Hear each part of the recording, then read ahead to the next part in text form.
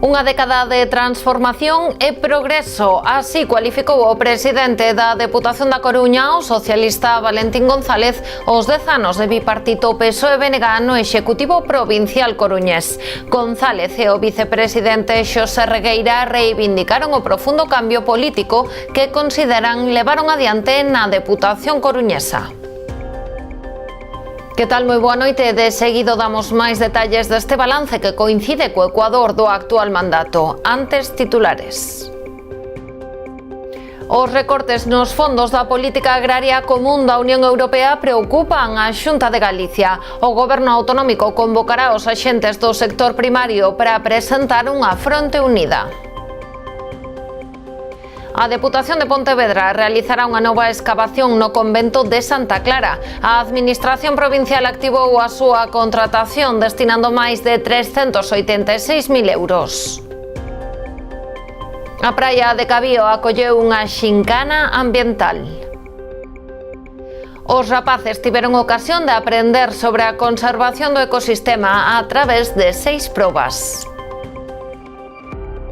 Valga prepárase para recibir o mes de agosto coa súa proposta máis gastronómica. A Anguía e a Caña do País volverán ser as protagonistas. Estamos nas novas do día. Comezamos.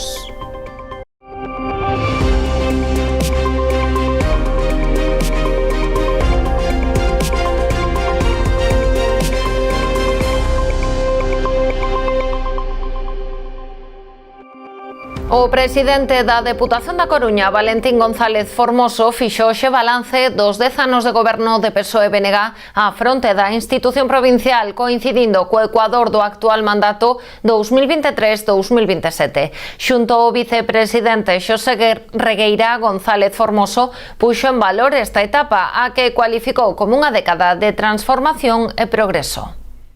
Acompañado do vicepresidente Xosé Regueira, o presidente da Deputación da Coruña, Valentín González Formoso, fixo balance dos 10 anos de goberno da coalición PSOE-BNG á fronte da institución provincial.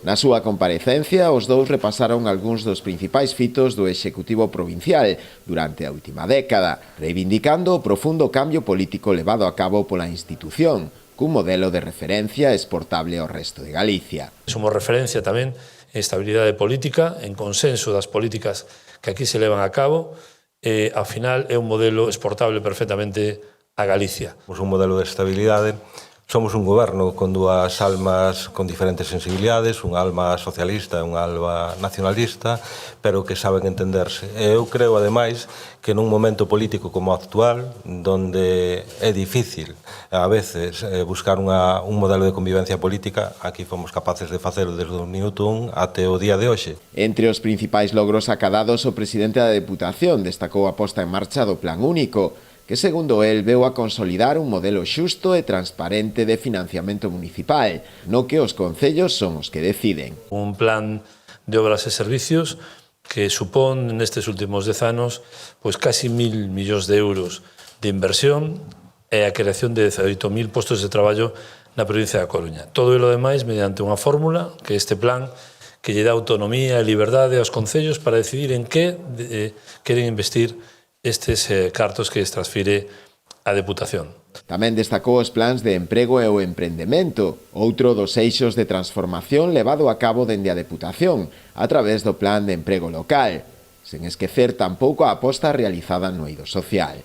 Estamos a falar de que financiamos máis de 400.000 horas de servicio de axuda no fogar, cando non temos a competencia.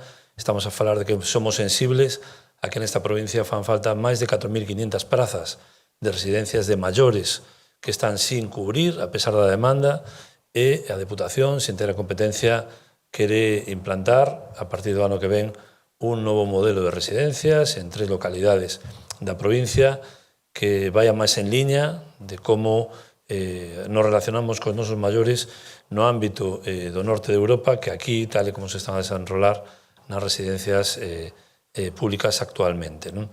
De cara aos retos para estes 2 anos que restan de mandato, dende o goberno provincial incidiron en que agardan a seguir facendo aínda mellor, ofrecendo ilusión e alternativas á veciñanza, cun modelo de goberno que é, segundo eles, positivo para a economía e a sociedade de toda a provincia.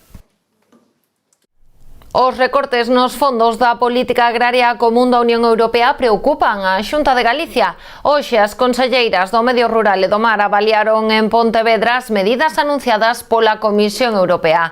Alertan que Galicia perderá 480 millóns de euros no período 28-34. Ante esta situación, o Goberno autonómico convocará os axentes do sector primario para facer fronte común diante destas novas políticas europeas. Galicia, en conxunto con outras comunidades autónomas, xa solicitou ao Goberno Central a celebración dunha conferencia sectorial urxente. Ademais, o Executivo galego considera que no novo plantexamento para a PAC fai que perda a súa natureza e pode afondar nas desigualdades. Neste contexto, desaparece a arquitectura tradicional da PAC cun fondo independente baseado en dous piares: as axudas directas aos produtores e os programas de desenvolvemento rural. No seu lugar, todo se integra nun único fondo no que tamén entran outros ámbitos como asuntos sociais, defensa, migración, medio ambiente ou pesca. Así créase ese fondo xeral co único bloqueo de só determinadas medidas da PAC, pero cada Estado membro decidirá como distribúe o resto de fondos entre as diferentes intervencións, especialmente daqueles que agora estaban blindados no segundo piar a través do fondo FEADER. Esta nova proposta en canto á estructura e a dotación é insuficiente e é inxusta, consideramos que é inxusta con un sector que é o agroalimentario, que ten que ter esa seguridade de dotación orzamentaria suficiente, que era o que nós demandábamos e demandamos dentro dun primeiro momento, e pois para nós crea desigualdades, e crea desigualdades porque a política agraria común xa non vai a ser tan común no canto de que xa non vamos a ter ese orzamento que solicitábamos que fora específico para o sector agroalimentario. Contar con este fondo específico e cunha cuantía mínima que dé coberturas ás nosas necesidades, pero tamén que as rexións altamente dependentes da pesca, como é Galicia, teñan voz e teñan capacidade de decisión en Europa, na Comisión, que nos sexan escuitados e poder influir precisamente xa non solamente nas políticas pesqueiras, senón tamén nas decisións do marco económico que nos poidan permitir xestionar e alcanzar os obxectivos que temos marcados.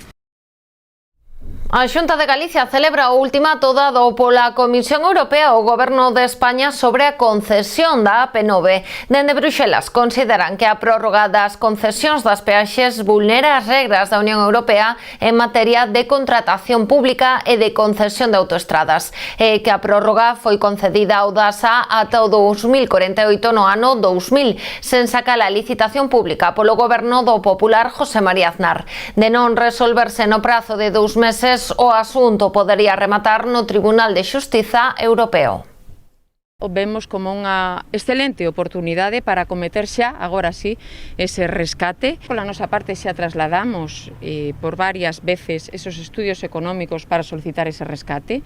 Eses estudios económicos que cuantifican ese rescate en uns 2.400 millóns de euros e que cuantifican como equivalente ás bonificacións que está a asumir agora mesmo o Goberno Central ata o remate das concesións, que sea valente e que rescate dunha vez e, por suposto, que sexa transparente e que traslade a Galicia o que lle estamos a solicitar, porque é a nosa infraestrutura que vertebra a nosa comunidade autónoma e que deixe de engordar as arcas da concesionaria e de menguar os petos dos seus usuarios.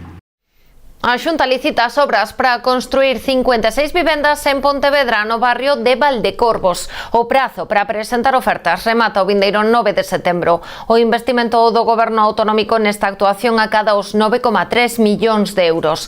O inmoble para estas 56 vivendas de promoción pública distribuirás en 3 bloques independentes de 4 plantas de altura e baixo cuberta, ademais de garaxes, rochos e locais. As obras terán un prazo de execución de 18 meses. A conselleira destacou que a Sociedade Pública de Vivenda de Galicia traballa ao máximo rendemento para atallar o problema do acceso á vivenda e puxo en valor que a obra de Valdecorvos é a primeira que licita esta entidade. Nesta zona, a Xunta ten en marcha na actualidade 236 vivendas de promoción pública. Delas, 74 están en construción e xa se celebrou o sorteo para a súa adxudicación provisional, as que hai que sumar estas 56 cuxas obras autorizan hoxe e outras 48 2018, cuxa construción licitarase tamén próximamente. Así mesmo, está adxudicada a redacción dos proxectos para converter 4 baixos en vivendas, o que se suma a licitación da redacción do proxecto para 54 noutra parcela. A maiores, a Xunta ten licitada a redacción do proxecto para a construción de outras 53 vivendas públicas na parcela de Tafisa cedida polo Concello, así como tamén a redacción do proxecto para outras 11 na parcela das Devesas, igualmente cedida pola Administración local. Teño que salientar tamén e lamentar a falta de transparencia que temos do Goberno Central, que promete milleiros de vivendas e non licita nin sequera unha soa, que promete facilidades para préstamos ICO a través do Ministerio do convenio co ICO e aínda non formalizou nin un solo convenio ICO na nosa comunidade autónoma, que promete unha sociedade estatal que aínda non sabemos nada dela. Nós xa temos a nosa sociedade pública, a nosa Bipugal, que hoxe licita esta execución de obra e así seguiremos. E tamén, por último, o edificio Ocupa das Avesadas destinarase a vivenda pública. O Goberno Central dá así resposta á demanda formulada polo Concello de Ribeira, que busca que todas as propiedades da Sareb se poñan a disposición da cidadanía para frear a escalada dos prezos de alugueiro.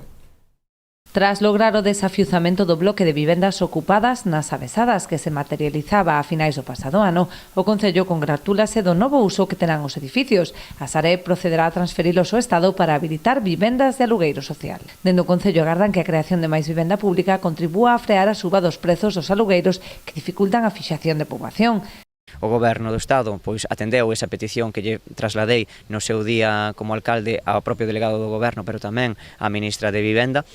Entendemos que iso vai paliar pois ese aumento de alugueiros que hai no noso municipio, sabendo que é un problema que lle afecta a moita poboación, non só a xente máis moza que non se pode emancipar, senón tamén a familias enteiras que moitas veces se ven que teñen que destinar moita parte do seu soldo para pagar pois un alugueiro ou unha hipoteca. En ese sentido, pois queremos congratularnos públicamente para todos os veciños e veciñas, non? Vai ser unha cuestión moi boa para a xente de Ribeira que viva todo o ano e que queira traballar ali, porque queremos que é a medida necesaria e ademais que vai no sentido correcto para paliar ese problema tan grave de vivenda que temos tamén no noso municipio. Consideran que este é o camiño a seguir, polo que demandarán que todas as propiedades da Sareb teñan o mesmo destino. Queremos avanzar máis e por iso tamén lle imos demandar ao Goberno do Estado dentro do Congreso e tamén a través do Parlamento Galego que poña iniciativas en marcha para que todo o parque público co que conta hoxe en día a Sareb, ese banco malo que foi rescatado con cartos de todos e todas, poida pasar a ser un parque público de vivenda protexida en réxime de alugueiro. Con esa medida entendemos que estaríamos paliando un déficit de vivenda pública moi importante que ten o Estado español, nomeadamente Galiza, e tamén estaríamos lle dando solucións habitacionais ás persoas que queren vivir e traballar todo o ano no seu concello.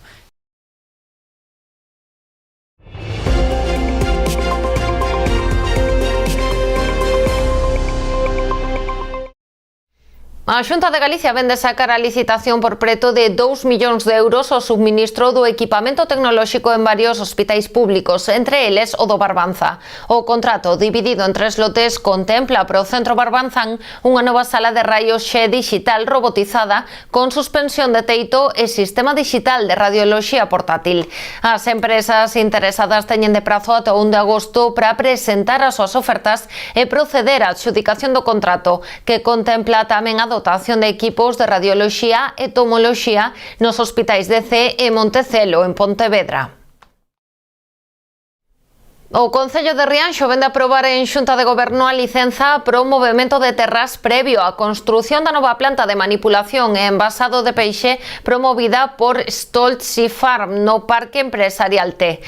O proxecto declarado pola Xunta como estratégico contará cun investimento de 44,5 millóns de euros e prevé a creación duns 175 postos de traballo directos.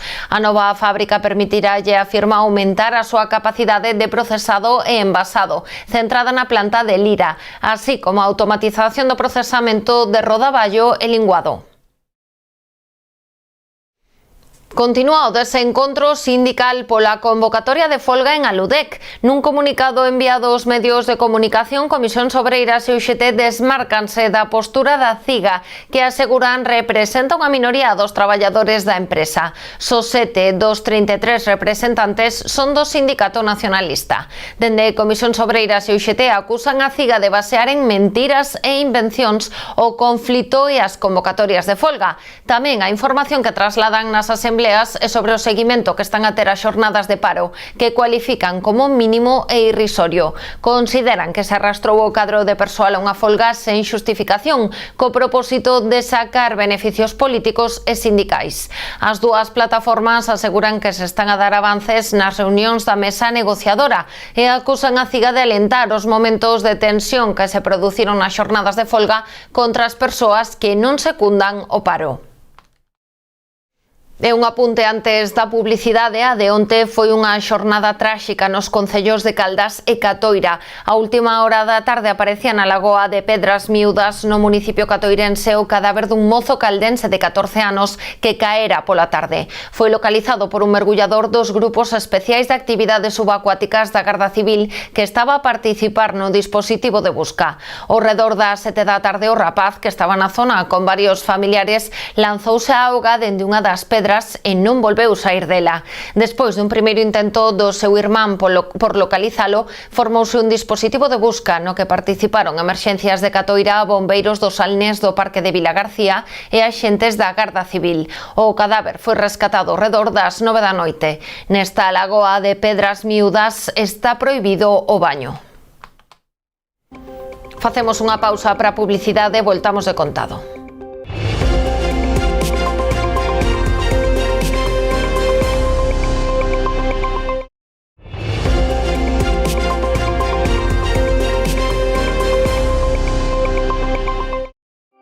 O PP de Boiro denuncia o estado de abandono no que se atopa actualmente o cemiterio municipal de Vista Alegre. Os populares din recoller as queixas de moitos veciños que lle trasladaron xa o seu malestar por esta situación. Dende o PP pídenlle ao alcalde que actúe de forma urxente. O Partido Popular denunciou esta mañá o estado de abandono no que se atopa o cemiterio de Vista Alegre. Din recoller as queixas de moitos veciños que lle trasladaron xa o seu malestar por esta situación. Dende o PP critican que haxa camiños intransitables, maleza que avanza sen control e nichos rodeados de lixo, polo que piden unha actuación no Camposanto con urxencia. Los vecinos nos han hecho llegar las quejas por el abandono que está en el cementerio, ¿no? Debe hacer 2 meses que aquí no aparece nadie para el mantenimiento, la hierba ya nos llega prácticamente a la rodilla. El ayuntamiento ha subido las tasas por enterramiento. Cada día las tasas son más altas. Hasta le han metido la mano en el bolsillo a los vecinos que están aquí enterrados. Pues oiga, por lo menos mantenga el cementerio. Es que es lo básico de un ayuntamiento. Si un alcalde, si un equipo de gobierno no es capaz de mantener un cementerio, dígame usted, ¿para qué está en la alcaldía? Esa es la realidad. Antes había un encargado de cementerio que estaba aquí todos los días, tenía esto. Aún nos podría gustar más o menos, pero nadie podía decir que no estuviese atendido el cementerio. Hoy está abandonado, está dejado, e nunca mejor dicho, de la mano de Dios. Para o PP non deixa de ser un exemplo máis da deixadez do actual goberno municipal, máis preocupados, segundo eles, no postureo, que no que realmente preocupa aos veciños. Yo no sé qué es lo que piensa el señor Martiño de lo que son servicios básicos de un ayuntamiento. Ser alcalde no es solo salir en los medios de comunicación, salir en la multimedia con una buena sonrisa y decir qué estupendo soy yo. No, mire, usted lo que tiene que hacer es mantener los servicios básicos, que para eso le pagan un sueldo millonario. Ya que usted coloca a dedo a todos aquellos que tienen carnet socialista, incluso ahora últimamente ya nos hemos enterado que se colocan a hijos de concejales del equipo de gobierno, oiga, pues mire, contrata a alguien que tenga carnet socialista, sea familiar, pariente o conocido, y lo trae usted aquí al mantenimiento del cementerio de Vista Alegre. A ver si por fin esto empieza a funcionar y no solo se dedican ustedes a cobrar un sueldo por no hacer nada.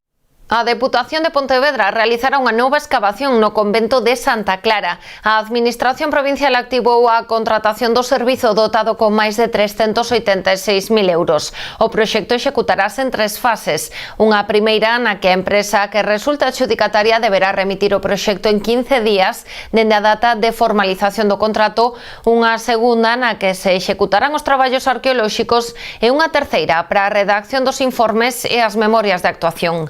Dende a Deputación explican que se trata dun proxecto arqueolóxico completo que é preciso poñer en marcha para poder afrontar a rehabilitación integral de Santa Clara.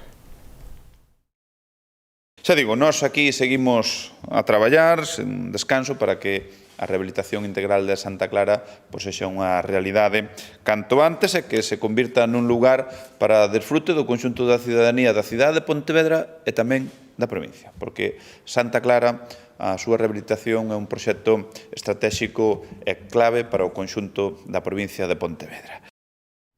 A Asociación de Empresarios de Ribeira organiza este sábado unha nova edición da campaña Tendas á Rúa. Unha vintena de establecementos comerciais de distintos sectores, principalmente moda, deportes e puericultura, sacarán os seus artigos á rúa ofrecendo importantes descontos.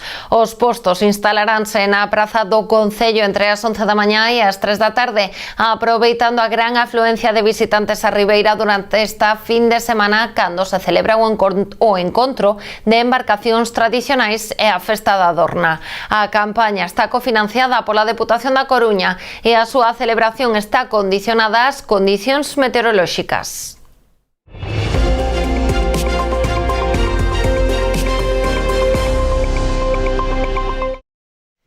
A praia de Cabío acolleu esta mañá unha xincana ambiental para concienciar os máis pequenos sobre a importancia de coidar os ecosistemas mariños. Esta actividade organizada polo Concello da Pobra está ligada ao distintivo da bandeira azul. Co obxectivo de concienciar as novas xeracións sobre o cuidado dos ecosistemas mariños, o Concello da Pobra organizou unha xincana ambiental na praia de Lombiña Cabío. E un pouco o obxectivo é concienciar a cativada para que poida ver cales son as ameazas que teñen espazos protegidos, non? E non tan protegidos como son unha praia, pero que sí que necesitan unha protección para poder disfrutala, non? Porque ao final o problema que temos é que con tanta masificación e con tanta xente, pois non somos responsables suficiente para deixar ben cuidado o medio ambiente, vamos. Os pequenos participantes tiveron ocasión de afondar en varios aspectos, como os beneficios que outorga a bandeira azul ou as ameazas ás que están sometidas as praias, a través de 6 probas que completaron con éxito. Sí, é unha xincana ambiental que ten 6 probas, nas cales, a través delas, pois van descubrindo un poquinho cales son, por un lado, os beneficios que ten unha bandeira azul, como é a de Lombiña Cabío, non? E a importancia de conservala, e por outra banda, cales son as ameazas que realmente teñen estes espazos, que realmente están sempre relacionadas coa masificación de xente, non? A iniciativa promovida polo Concello da Pobra está ligada á concesión da bandeira azul, distintivo que ostenta a praia de Cabío. Portodosón oferta un verán máis o campamento da movida urbana. Na iniciativa coa que o Concello busca a conciliación da vida laboral e familiar participan preto de 300 nenos de idades comprendidas entre os 3 e os 12 anos. O campamento de verán da movida urbana de Portodosón volve a ser un ano máis éxito de participación con preto de 300 nenos de idades comprendidas entre os 3 e os 12 anos. A proposta que o Concello promove polo verán busca a conciliación da vida laboral e familiar. O Concello é unha actividade puntual porque en toda a Barbanza creo que somos o Concello que máis prazas ofrece, 300 prazas. Este ano, pois, bueno, ainda queda algunha praza disponible, pero, bueno, para nós é outro éxito, outro ano máis, pois, casi cerrar prazas. Como en edicións anteriores, 3 son os espazos habilitados para o desenvolvemento da actividade. O Polideportivo Santa Irene en Portodosón, o Pabillón de Xuño e a Escola de Portosín. Fai un ano decidimos trasladar a movida urbana aos 3 puntos que, digamos, punteiros do Concello, como é Xuño, Portodosón e Portosín. Temos rapaces en todos neses 3 puntos, máis ou menos sobre 120 en Portodosón, 80 en Portosín e 50 rapaces e rapaces en Xuño, ofrecendo todo tipo de actividades deportivas, culturales, recreativas. O horario habitual da actividade de 10 da mañá a 2 da tarde, ampliándose nesta edición a un día máis, de luns a venres. Este ano aumentamos un día máis, antes era de lunes a xoves, este ano aumentamos o viernes. En varias quendas prolongarase ata o próximo 14 de agosto, O servizo complementase antes e despois do campamento coa ludoteca infantil. Nos ofrecemos servizo de ludoteca infantil para nenos e nenas empadronados no Concello, sobre todo para papás e mamás que nese momento que estén traballando os dous, antes, as 2 semanas antes do comezo a movida urbana que xa ofrecemos, e ora unha vez que remate a movida urbana, a partir do 14 de agosto, volveremos a ter o servizo de ludoteca para aqueles papás e mamás que o necesiten para que os seus fillos, pois podan disfrutar do verán. A diario o programa inclúe numerosas actividades que van dende xogos de dinámicas de grupo, con saídas e múltiples obradoiros vinculados na súa maioría ás señas de identidade do municipio, como son a natureza e o medio ambiente. Un servicio moi valorado pola xente, non só polos do Porto Son, sino incluso que nos visitan, porque ademais as actividades que dan son super variadas e salen á rúa, van á playa, fan senderismo, fan actividades e a verdad que están os nenos encantados e tamén están os pais encantados. Agosto chega cheo de gastronomía ao Concello de Valga. O mes no municipio é sinónimo sobre todo de anguía e de caña do país. Show cooking, sesións de coctelería, obradoiros, batallas culinarias e un concurso de receitas forman a proposta deste ano, que estará dirixida polos cociñeiros Alex Iglesias, Coque Fariña e Xoanquia Meixeiras. Todo listo en Valga para recibir o vindeiro mes como se merece. No Concello agosto é sinónimo de gastronomía e conta con 2 protagonistas indiscutibles, a anguía e a caña do país. Pois a verdade é que son moitas as actividades que se van a organizar dentro do Concello son xa 35 anos que levamos da festa da anguía e mostra da caña do país, non? O agosto gastronómico encherá Valga de propostas encabezadas polos cociñeiros Alex Iglesias, Coque Fariña e Xoanquia Meixeiras. A programación arrancará o 5 de agosto cun obradoiro de cociña para nenos de entre 5 e 12 anos. Entre as novidades destaca o cambio no certame Anguía Chef, que pasará a ser un concurso de cociña aberto á participación. O 22, o Anguía Chef, que ese creo que vai ser o concurso deste ano, no cal a xente ten que sacar receitas da súa casa, das súas nais, as das súas aboas, e traelas a ver cal é a mellor receta de anguía de todo Valga. Ademais, celebraránse 4 show cookings con propostas para sacar o máximo partido á anguía e á caña do país. 3 estarán dirixidos por Alex Iglesias. Serán os días 12, 24 e 26 de agosto. Ca caña no prato, que como digo o seu nome, vai ser un obradoiro de cociña no cal vai haber 3 receitas con caña. Despois, o 24, xa temos o moito máis que caña, que é unha sesión vermú que vai estar moi ben un domingo a 1 da tarde, na cal vamos facer un obradoiro con 4 cócteles en base de caña. E por último temos o universo da anguía, que é un obradoiro no cal vamos facer 4 pratos con anguía, e despois vamos probar, é dicir, 4 variedades totalmente diferentes, incluído un postre con anguía. O cuarto contará con Ameixeiras e Fariña, que se baterán en duelo para demostrar o seu talento a hora de preparar estes 2 produtos estrela. Todos os cociñeiros o que queremos é sacar un sorriso á xente, empezando polo que sabemos facer, cociñar. Entón, ese duelo vai a ser moi bonito verbalmente, así, e vai a haber así algún codazo, así destes e tal.